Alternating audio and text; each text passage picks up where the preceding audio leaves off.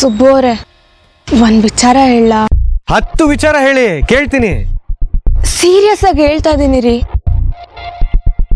ನಮ್ ಚಿಕ್ಕಪ್ಪ ಚಿಕ್ಕಮ್ಮ ಈ ಮನೇಲೇ ಇದ್ದಾರೆ. ಅದಕ್ಕೇನು ಖರ್ಚು ಜಾಸ್ತಿ ಅಂತನಾ? ಇಲ್ಲಪ್ಪ, ಅವ್ರದ್ದೇನ್ ಖರ್ಚಿದೆ?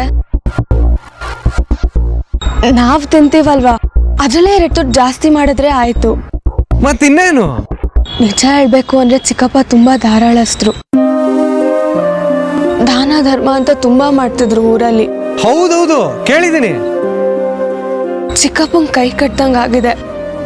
ಅವ್ರಿಗೆ ಸಂಪಾದನೆ ಬೇರೆ ಇಲ್ಲ. ನೀವೇನು ಅನ್ಕೊಂಡಿಲ್ಲ ಅಂದ್ರೆ ಇದ್ರಲ್ಲಿ ಸ್ವಲ್ಪ ಹಣ ಅವ್ರಿಗೆ ಕೊಡ್ಬೋದಾ? ಲೇ ಹುಚ್ಚಿ, ನಾನೇನೇ ಅನ್ಕೊಳ್ಳಿ, ಕೊಡೋಣ ಬಿಡು. ಆದ್ರೆ ನಾನ್ ಕೊಟ್ರೆ ಮಾವ ಖಂಡಿತ ಒಪ್ಪಲ್ಲ. ಅಳಿಯನ್ ಮುಂದೆ ಕೈ ಚಾಚೋ ಪರಿಸ್ಥಿತಿ ಬಂತಲ್ಲ ಅಂತ ಮುಜುಗರ ಪಡ್ತಾರೆ. ನೀನೇ ಹೋಗ್ಕೊಡು. ಚಿಕ್ಕಪ್ಪಂಗ್ ಕೊಡೋ ಧೈರ್ಯ ನನ್ಗಿಲ್ಲ. ಚಿಕ್ಕಮ್ಮಂಗ್ ಕೊಡ್ತೀನಿ. ತುಂಬಾ ಥ್ಯಾಂಕ್ಸ್ ಸುಬ್ಬು ಅವರೇ. ಥ್ಯಾಂಕ್ಸ್ ಏನಕ್ಕೆ? ನಿಮ್ ಸಂಬಳ ಚಿಕ್ಕಪ್ಪ ಚಿಕ್ಕಮ್ಮಂಗ್ ಕೊಡ್ತೀನಿ ಅಂದ್ರೂ ನೀವು ಬೇಡ ಅಂದಿಲ್ವಲ್ಲ, ಅದಕ್ಕೆ. ಎಲ್ರು ನಮ್ಮವ್ರೆ ಅಂತ ಅನ್ಕೊಂಡ್ಮೇಲೆ ಫಾರ್ಮಾಲಿಟೀಸ್ ಏನಕ್ಕೆ? ಹೋಗ್ಕೊಡಿ. ಥ್ಯಾಂಕ್ ಯು ಸುಬ್ಬು ಅವರೇ.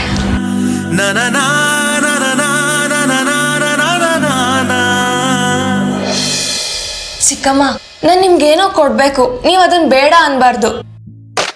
ನೀನ್ ನಂಗೆ ಇಷ್ಟೊಂದು ಪ್ರೀತಿ ವಿಶ್ವಾಸ ಕೊಟ್ಟಿದ್ಯಲ್ಲ, ಅಷ್ಟೇ ಸಾಕು. ನಿಮಗ್ ಸಾಕಾಗ್ಬೋದು ಚಿಕ್ಕಮ್ಮ, ಆದ್ರೆ ನನಗ್ ಸಾಕಾಗಲ್ಲ. ನಿಮ್ಗೆ ಎಷ್ಟ್ ಮಾಡಿದ್ರು ಕಡಿಮೆ ಅನ್ಸುತ್ತೆ. ನನ್ ಕೈಯಲ್ಲಾಗಿರೋ ಅಷ್ಟು ಸಹಾಯ ಮಾಡ್ತೀನಿ. ಏನದು? ನೀವ್ ಫಸ್ಟ್ ಈಸ್ಕೋತೀನಿ ಅಂತ ಮಾತ್ ಕೊಡಿ, ಆಮೇಲೆ ಹೇಳ್ತೀನಿ. ನನ್ ಗಂಡನ್ ಪರ್ಮಿಷನ್ ಇಲ್ದೆ ನಾನು ಏನು ತಗೊಳ್ಳೋ ಹಾಗಿಲ್ಲ. ನೋಡಿ, ನನ್ ಚಿಕ್ಕಪ್ಪಂಗ್ ಕೊಡಕ್ ಆಗಲ್ಲ ಅಂತಾನೆ ನಿಮಗ್ ಕೊಡ್ತಾ ಇರೋದು. ಅದೇ ಏನು?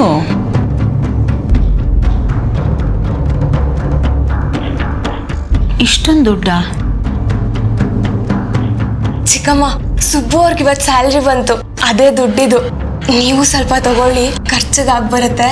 ದುಡ್ಡಿನ ವಿಷಯ ನಂತರ ಮಾತಾಡಕ್ ಬರ್ಬೇಡ ಪುಟ್ಟ ನೀನು. ನೋಡಿ, ಇವಾಗ ನೀವು ದುಡ್ಡು ಇಸ್ಕೊಂಡಿಲ್ಲ ಅಂದ್ರೆ ನಾನು ನಿಮ್ಮ ಮಗಳೇ ಇಲ್ಲ ಅಂತ ಅರ್ಥ ಆಗತ್ತೆ.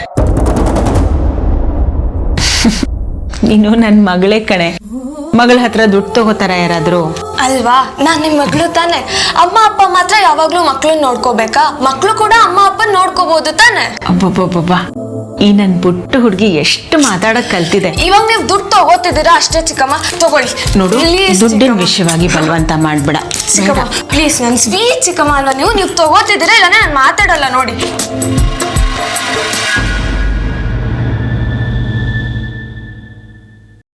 ಥ್ಯಾಂಕ್ ಯು ಚಿಕ್ಕಮ್ಮ.